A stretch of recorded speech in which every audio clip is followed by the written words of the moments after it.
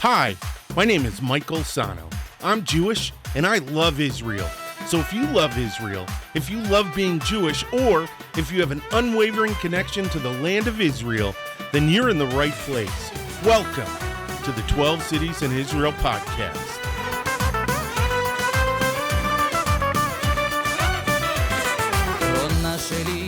Shalom, shalom, shalom. Hey, what's going on? What's going on? What's going on? My name is Michael Sahno, and welcome to the 12 Cities in Israel podcast, the only positive podcast about the people, the food, the culture, and the history of the state of Israel. Hey, listen, if this is your first time watching, don't forget to hit the like button and the subscribe button and the notification bell so you get informed every time a brand new episode comes out.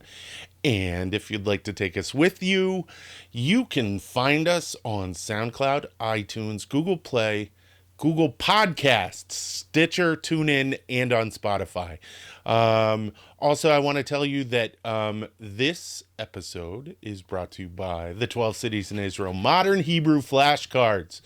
They are the best way to learn Hebrew or to brush up on that Hebrew that you kind of let slide. So they're available on Amazon for Kindle. If you have a Kindle Unlimited, it's free, and I'll go more into it at the end of the episode. All right, hey, welcome back. This is part 2 of the 12 Cities in Israel series, where we talk about the 12 cities that make up the 12 cities of Israel. And in our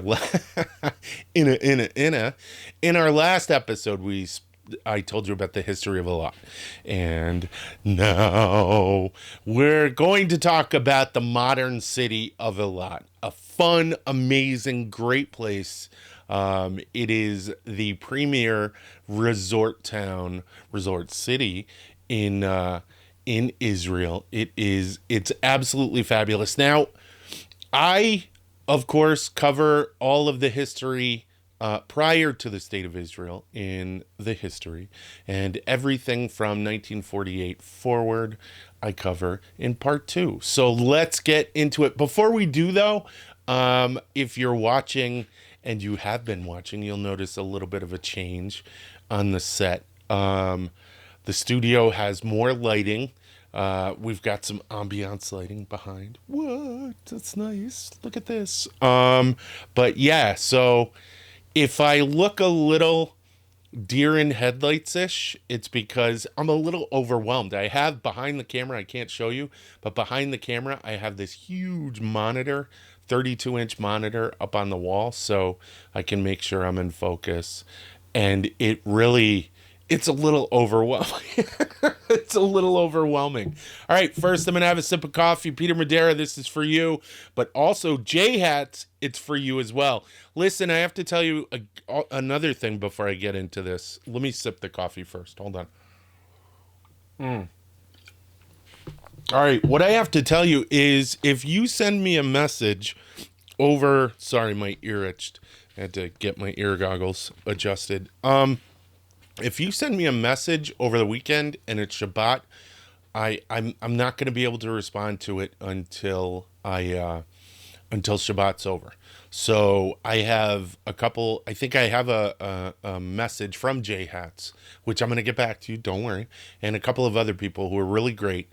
And I usually respond to them when I edit the night before it goes, or the day before the evening it goes out, which is on Sunday. So, all right, let's get into Eilat. All right, so Eilat is a busy port and popular tourist destination, as well as the southernmost city in Israel.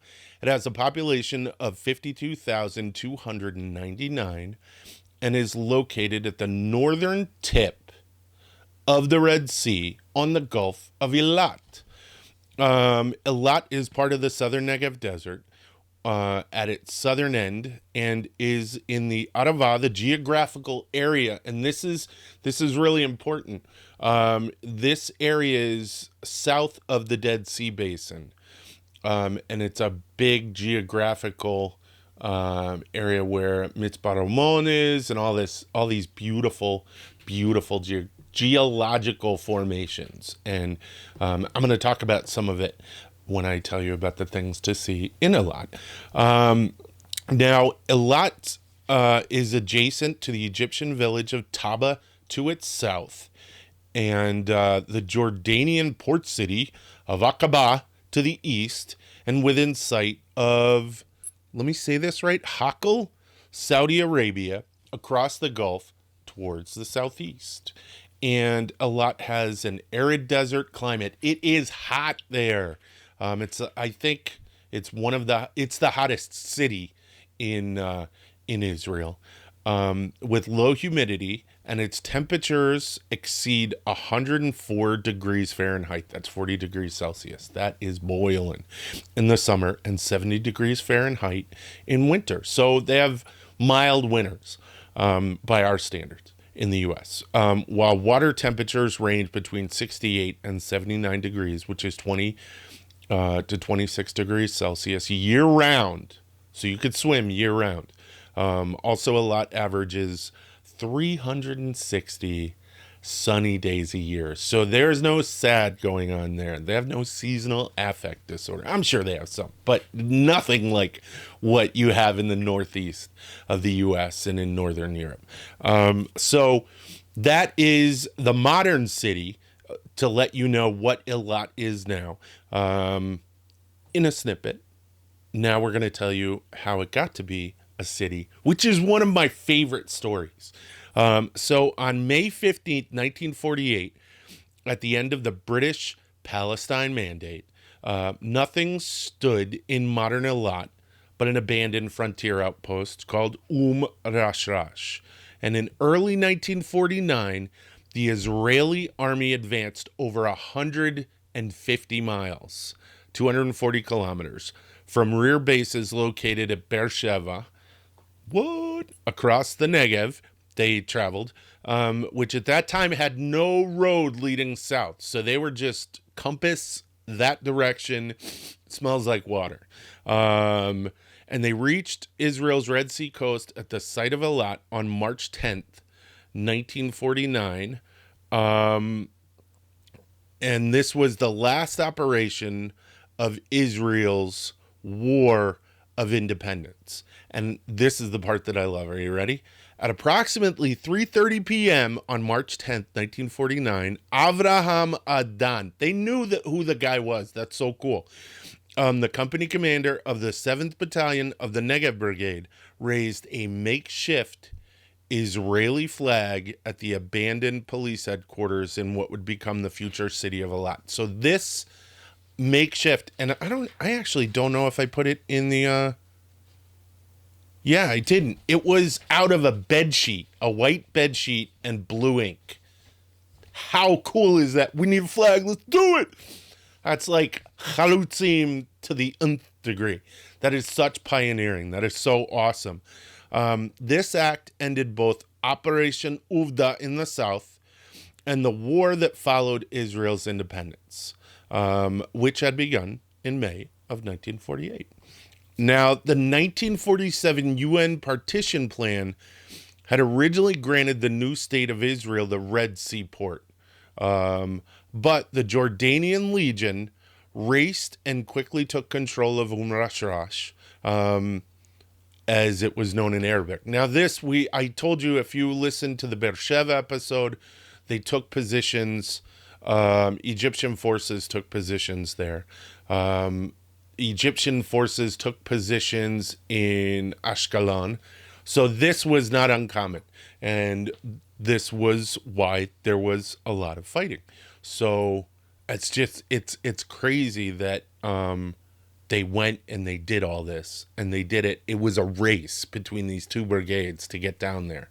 Now, on the last day of the war's final operation, after 5 consecutive days of Israeli victories in the south, Israeli reconnaissance had showed that the Jordanians had already abandoned the site. The only battle to take place that day was between the Negev and Golani brigades, to see which of the two would be the first to reach the city. So During Operation Ufta, upon realizing they had no flag, Negev soldiers took a white sheet, drew 2 ink stripes on it, and sewed on a Star of David that was torn off of a first aid kit. How cool is that? That is so dope. Sorry, dating myself. The flag only flew for 2 hours when the Golani Brigade finally arrived and raised an official flag, but the ink-drawn flag will forever be remembered in history as part of Israel's rebirth. That is so cool. Today, a monument stands at the old Jordanian police headquarters across from the city's Mal Hayam to commemorate this seminal event. It was pretty cool. I love telling that story. I think that is the neatest story. It is just such, oh crap, I thought you had the flag. No, you had the flag. Wait a minute. Make a flag. So, pretty awesome. I'm going to have a sip of coffee. Hold on one sec. All right, so there you have it. Now we have Rashrash becomes Eilat. So Eilat, again, is reborn, because if you listened in the history, I told you Eilat was where Aqaba in Jordan was. So now Eilat has moved to the west, where the police station Rashrash was. So over the following years, Eilat saw new growth, and in 1949, Eilat Airport was built, and individual ships began arriving in the 1950s. But as there was no dedicated port facility, they unloaded their goods offshore, and in the early 1950s, Eilat was a small and remote town populated largely by port workers, soldiers, and former prisoners. But the town's development accelerated quickly in 1955 when it had a population of approximately 500. It's hard to think of 500 people being like a population boom, but you know, when you're struggling to populate this country and rebuild the Jewish nation, it's 500 is. We got 500. That's awesome. Also, in light of the Holocaust and all the losses that we suffered in the Shoah, I mean, it's like 500 is a godsend. So that year, the Timna copper mine near the Timna Valley and the port of Eilat were opened, and a concerted effort by the Israeli government to populate Eilat began, starting, oh, I love this, with Jewish immigrant families from Morocco being settled to the area. Morocco, what's up? Yes. Sephardim all the way, bro. That's how I feel. That's how I feel. Can you tell how I feel? So, after the 1948 Arab-Israeli War, Arab countries maintained a general state of hostility with regard to Israel and blocked all land routes within their control, thus making Israel's access to and trade with the rest of the world only available by air and sea. So that makes Eilat incredibly important. In addition to this, Egypt also denied passage through the Suez Canal to Israeli-registered ships, or to any ship carrying cargo to or from Israeli ports. That's kind of lame, but whatever. This then made Eilat and its seaport crucial to Israel's ability to import oil. So you want to cut it off? That's fine. We'll still get it. And they established a pipeline too. Without access to a port on the Red Sea, Israel would have been unable to develop its diplomatic, cultural, and trade ties beyond the Mediterranean basin, because we have that beautiful shore, and Europe. This wasn't always made possible by their neighbors, though, because in 1956 and again in 1967, Egypt's closure of the Straits of Tiran to Israeli shipping effectively blocked the port of Eilat. So, way to go, Nasser, who was a jerk, but whatever. Again, I keep saying whatever because I don't want to get real upset about it, and that's not the purpose of this. The purpose of this is to tell you about the cities and to tell you, you know, some cool information. Not to get you heated about something, Abdel Gamal Nasser did, okay? So, The blockade that occurred in 1956 led to Israel's participation with Britain and France, and we got in trouble for this, in their war against Egypt that sparked the Suez Crisis, and the blockade that took place in 1967 occurred at a time when 90% of Israeli oil that came to the country passed through the Straits of Tiran. So this was a big deal. They were cutting off Israel's lifeblood, and you get pushed into a corner, you got to fight back. This constant fear of the Straits closure was cited by Israel as an additional cause that eventually led to the outbreak of the Six-Day War. So that gives you some idea of how important the port city of Eilat was to the energy needs of the Israeli people, even going all the way back to the 50s and the 60s. Despite all of this, Eilat began to develop rapidly after the 1956 Suez Crisis as the city's tourism industry flourished, and it's out of control. It's amazing. The town's population grew to 5,300 in 1961, and in 1968, the Yosef Tal Medical Center, and I'm going to tell you just a little bit about that, and the Eilat-Ashkelon pipeline were both completed. And that's the pipeline I was telling you about. So oil can come in from the Red Sea to Eilat, go across the pipeline to Ashkelon, and you can effectively cut out the Suez Canal. And that's pretty awesome. That's us, Israel. No problem. Happy to help. This same year, 1968, the population increased even further, reaching 13,100 in 1972. Oh, no, in 1972. And that it was 13,100. And it grew to 18,900 in 1983. Numbers. So Eilat was booming.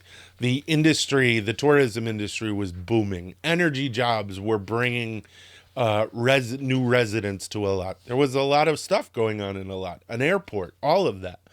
Now, following peace treaties signed with Egypt in 1979 and Jordan in 1994, Eilat's borders between these two neighbors were finally opened. So that's cool. So peace treaties, everyone starts getting along. Come visit. I know that there are people who travel. What do? You drive down to Eilat and then you drive over. They'll visit Petra and they'll use that Jordanian border crossing. I also know people who have gone into the Sinai from the border crossing down by Eilat. Now, one of the things about Eilat, since it does border these two countries, and since you do have some disparate elements within these two countries, not all of them, but some of them, who wish to harm Israel, Eilat has its very own unique defense mechanism, and I'm going to tell you about it. This isn't something I'd normally put in, but it's so cool, and with my military background, it's just like it's cool to me. It makes me giggle. Whatever. Now there is a thing called Lotar Eilat. And Eilat is specifically defended by its own special forces unit called Lotar Eilat. And it is a reservist special forces unit of the IDF trained in counterterrorism and hostage rescue. Wow. It has taken part in many counter-terrorist missions in the Eilat area and the region since its formation in 1974. The Lotar unit is composed solely of reservists, citizens who must be Eilat residents between the ages of 20 and 60. Whoa! So they use everyone who are on call in case of a terrorist attack on the city, is one of only 3 units in the IDF authorized to free hostages on its own command. Wow. That's just it's badass. It's pretty cool. If you're from Eilat, and you could go to Eilat and talk to a guy and be like, oh, that guy, who is that guy? And then find out later, well, you wouldn't find out, but he's in Lotar Eilat in this counter-terrorist unit. That's just cool. I don't know. It's kind of cool. Anyways, moving on. Also in Eilat is, I told you about the Yosef Tal Medical Center, and it was established in 1968 in Israel's, and it is Israel's southernmost hospital, and the only hospital covering the southern Negev, and it has 65 beds, and the hospital is Israel's smallest. Special services are geared to the Red Sea region. Some of the special services are a hyperbaric chamber to treat victims of diving accidents, and we'll go into diving in a little while, and kidney dialysis facilities open to vacationing tourists. How cool is that? So we found out in the Herzliya episode about the Herzliya Medical Center and medical tourism. But think about it. You've got this big tourist resort in Eilat. Have people come and have, tourist medical tourism in a place for tourists. So it's pretty brilliant. Hold on, I'm going to have one more sip of coffee, and then we're going to go into the attractions in Eilat. And you're going to be just salivating with wanting to have fun. So hold on, just one sec. Yeah, I mean, all the stuff you can do in Eilat, this is like the Florida, whatever. Because I know someone's going, Florida, don't call it Florida. Florida stinks. No, Florida's awesome. But it is. It's the Orlando, Miami, all of it. So here we go. First, the Underwater Observatory Marine Park. Now, this underwater observatory is one of Eilat's most popular points of interest for anyone wishing to view the incredible array of color below the Red Sea surface. From the Tower Observatory, almost 300 feet offshore, you take the stairs down almost 20 feet below the surface to witness the abundant underwater life of the Red Sea. While on the shore, there's also an excellent aquarium with hundreds of Red Sea fish, turtles, and sharks. What? If you are feeling a little more adventurous, you can also take a glass bottom boat trip to see the shoals and reefs off the coast of Eilat. Really kind of cool. What else is there to do, you ask? Well, funny, you should ask. You could go to Dolphin Reef. And it's for those who want to snorkel with dolphins.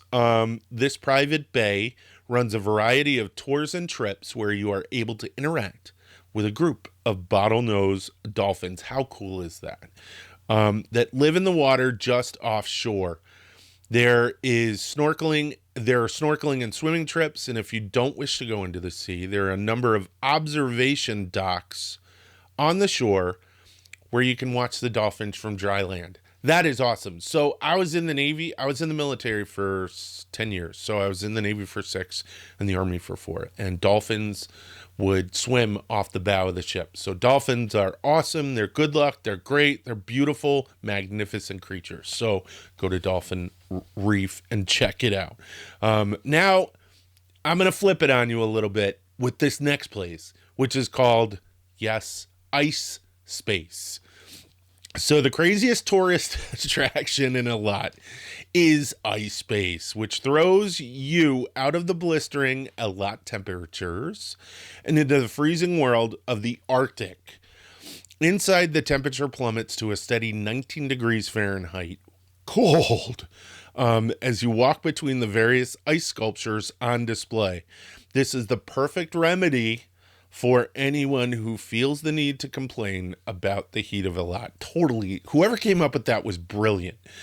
Because, I know that meeting probably went like this. We're going to bring ice to Eilat. What? And then they built it, and people went in, flocked in, and were like, you're brilliant. I can't believe I didn't come up with this a lot sooner. It is. It's so smooth. All right, what's next? Coral Beach Reserve. The premier diving and snorkeling site in Eilat can be found at the protected Coral Beach Reserve. And these offshore waters are home to a vibrantly colorful world of coral and fish. It's beautiful. It's amazing. Even inexperienced divers will be well cared for with Eilat's large number of dive tour outfits that directly cater to first-time divers. If diving isn't your thing, the reefs right off the shore are shallow enough for you to enjoy the fish life and coral just by snorkeling, and masks and goggles can be rented right on the beach. That is so awesome. That is so, I mean, this place is just geared for you to take advantage of everything that it has to offer. Also, there is, I want to go to this one. Eilat is home to a theme park with a distinctly Holy Land twist called King City Theme Park. No lie. Inside the park, the rides take on a historic theme centered around a Middle Eastern style castle with ancient King Solomon playing a starring role in the park's biggest ride. This park is good for a family day out, and it's a good way to take a break from the sun and the sand. Also in Eilat, if you don't want to go to the beach, is the Botanical Gardens. And on the hill above Eilat, this botanical garden is a shady spot of lush tropical trees and plants. It is an excellent escape from the scorching Eilat sun, and the greenery makes an interesting juxtaposition. You like that? Look at that literary excellence with the bareness of the surrounding desert. It is a great place for an early evening stroll when the worst of the heat for the day has dissipated. And it's a good place to let the kids explore if you are traveling with children. Now, that is all the stuff basically in Eilat proper. There's a ton more. Don't get me wrong. I haven't even gone through the restaurants. But hold on. Whoa. No, that's not. I forgot one more thing. And that is the most important thing. The beaches. Above all else, Eilat is a beach resort, and most people come here simply to be out in the sun and lying on the sand of Eilat's famous beaches. The best beaches hug the coast slightly out of town, with family-friendly Coral Beach being the most popular. Palm Beach and Village Beach tend to be more laid back and quieter, though they are still home to some great cafes and restaurants. On all of the beaches, there are lounge chairs and sunshades for rent and all the facilities you could want for a gorgeous day of sunbathing and swimming. And that is all the stuff directly in Eilat. But wait, there's more, because there's stuff around Eilat, and I would be remiss not to tell you about that. One of them is the Birdwatching Center, and Eilat is directly at the center of the bird migration routes between Africa and Europe, thus making the Eilat area the ideal place for bird watching. Spring and autumn are the best seasons for tourists who want to spot the most species passing through. And the small birdwatching center northeast of Eilat, on the road towards the Jordanian border post, is the best place to bring out your binoculars and observe the different species all on their natural migration routes. So cool. Inside the reserve are well-marked trails with plenty of hides for viewing the birds along the path. So this is, you're in between two continents, Africa and Asia, and these migratory birds travel directly over Eilat. And you can see birds you wouldn't normally see anywhere. It's absolutely fabulous. Now, there are also a couple of hiking areas around Eilat, and one of them is the Mount Zefachot Trail. And this circular hiking trail just to the south of Eilat is an opportunity to get incredible panoramic views of the area surrounding Eilat. With Jordan and the town of Aqaba to the north, Egypt's Sinai Peninsula to the south, and the craggy escarpment of Saudi Arabia across the shimmering Red Sea to the east, it is a well-marked trail that takes about 4 hours to hike and is best hiked in the early morning before it gets too hot.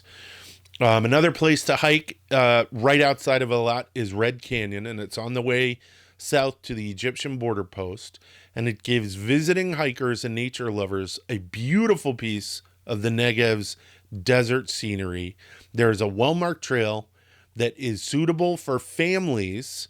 The trail leads you into the red-tinged rock of the canyon and takes around 30 minutes to complete. Not long. That's a nice quick hike. For those who want to explore further, there's a longer half-day circular route from the canyon that leads to a pleasant wadi, which is a valley, and allows you to take in more of the arid landscape. And that is amazing. What else is there to do? Yes, there's even more to do. Less than 20 miles to the north of Eilat, and I discussed this in the history, Israel's beautiful Timna National Park in the Negev has both surreal desert landscapes and an ancient history of mining copper. It is famous for its bizarre rock formations that have been sculpted by winds and rain. The most well-known of these is called Solomon's Pillars, because Solomon's mines were there. His copper mines were there. Which is an over 160-foot high wall of sandstone rock carved into pillar shapes by erosion. A flight of steps lead up the cliff face to a relief depicting, are you ready for this? None other than the Pharaoh Ramses III making an offering to the goddess Hathor. Whoa, you are like touching history. That is wow. And you can just go there and you can see it. Excavations in the area that date back to 1959 have revealed that the copper has been systematically mined here since as early as 3000 BCE, with both the Egyptians and the Israelites working the mines at different times. And opposite Solomon's Pillars is the Hill of the Slaves, which is an excavated camp that housed miners from the 14th and 12th century BCE. The surrounding camp walls and the remains of houses and workshops can still be seen at this historic site. So you can go and touch, not history. It's not like going to Williamsburg, which is nice because you can go and you can see the history of the Revolutionary War. But here you're seeing ancient history and you can touch it. You can be a part of it and feel it. And that's amazing. Timna National Park. It's only 20 miles north.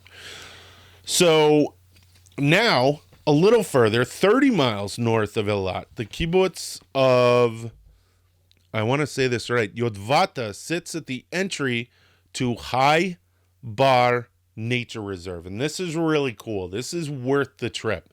A sprawling 10,000-acre park that is home to an abundance of wildlife, including antelopes, wild asses, hyenas, ostriches, as well as a number of other desert creatures. Established in 1963, all of the animals here have been reintroduced to the wilderness with the aim of populating the area with animals that would have lived here in ancient times. So, wow. So that's a lot. That's all the stuff. And that's not, well, no, that's some of all of the stuff in Eilat. Eilat has so much to do, so much to offer. It is one of the coolest places in Israel. They got to build that train, though, that goes from Beersheba down to Eilat. And I asked the ambassador about it, and he left. So it's not going to be anytime soon. So you could take a bus, you could take a car, but go to Eilat. I hope you enjoyed that. All right. Listen, if you like this video, hit the like button, the subscribe button, and the notification bell. If you want to watch, if you want to take this video with you, you can find us on SoundCloud, iTunes, Google Podcasts, Stitcher, TuneIn, and on Spotify. Did it? Yeah. Also, as I said, this video is brought to you by the 12 Cities in Israel Modern Hebrew flashcards. The body ones are done. They're going to be released soon. I have one picture I'm having trouble getting. And I just totally hiccuped all the way through that. I'm so sorry. Our Aleph Bet are done print and script. You can find that on Amazon for Kindle. Our Numbers in Hebrew is done. You can find that on Amazon for Kindle. And our Body will be done probably next week. I hope to have it up. And it will be available on Kindle. And if you have Kindle Unlimited, it is free. $9.99 for each set if you don't. But they are well worth it. A lot of love went into it. And coming soon, I'm going to have another little video series called Learning Hebrew with Michael Sahno from 12 Cities in Israel. And I'm going to do it. And that's one of the reasons why I got all these new lights and all this new setup and everything, and the lights in the back, because I'm going to use the set behind me, and we're going to show all the flashcards, and I'm going to use the flashcards to teach you guys Hebrew. All right, that's it. תודה רבה. להתראות ויאללה ביי. זיכרונה עולה שוב בליבי הלילה, איך אותה רציתי כל חיי. ידי בידה ולאור ירח עוד יאיר לי כוכב. היא תבוא אליי ליבה פורח, כל ימי אותה אוהב. רק זאת ביקשתי בידה אחזתי, היא כמו חלום שלא נגמר. רק זאת שאלתי, שליבי נתתי, הושעתי לפרח הנשאר. רק זאת שאלתי, שליבי נתתי, הושעתי לפרח הנשאר.